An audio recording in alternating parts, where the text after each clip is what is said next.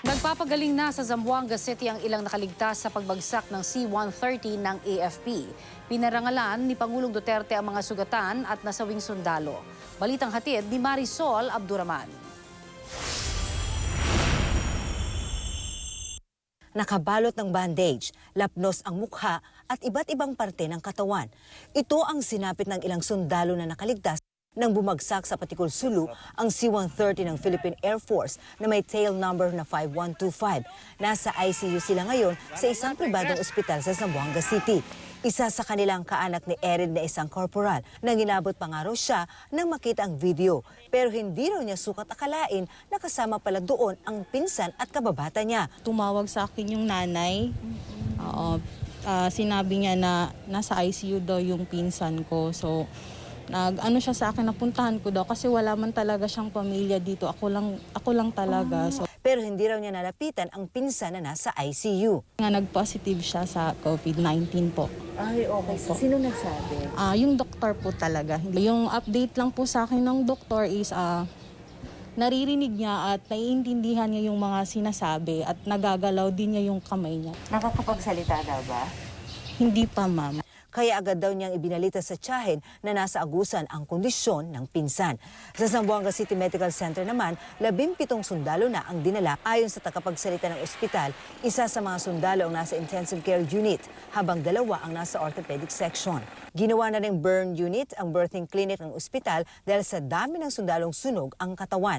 So far naman, stable naman yung condition ng ibang patients, no? Although it's too early to tell kasi nga bago pa naman po sila dumating dito. May mga doktor na rin na nag-volunteer mula sa Davao City papuntang Zamboanga. Si Pangulong Duterte pinuntahan din ang mga nasugatan at nasawing sundalo. Binigyan niya ng Order of Lapu-Lapu, kampilan rank ang mga sugatan. Order of Lapu-Lapu kalasag rank naman ang ibinigay sa mga namatay.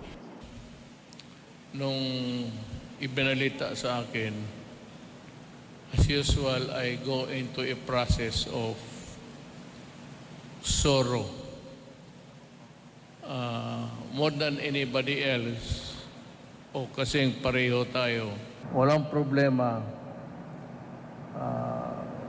Gumawa kami ng, I hope we finish this before I make my exit, na malagyan kayo ng isang GSIS for your mga lahat na, retirement and everything. And you have your own bank. Ang ano lang ito is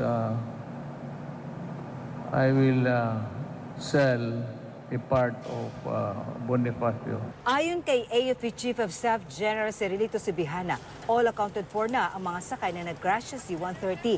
Patuloy na rin daw na ginagamot ang mga nakaligtas kung saan ang iba ay nasa ICU pa dahil sa kanilang kondisyon. Tuloy-tuloy din daw ang pagproseso sa labi ng mga nasawi na ayon kay Subihana hindi madali. Beyond recognition na yung iba, so kailangan natin ng mga eksperto. Ang ating objective ay talagang maibigay sa pamilya yung tamang cadaver. Marisol Abduraman, GMA News.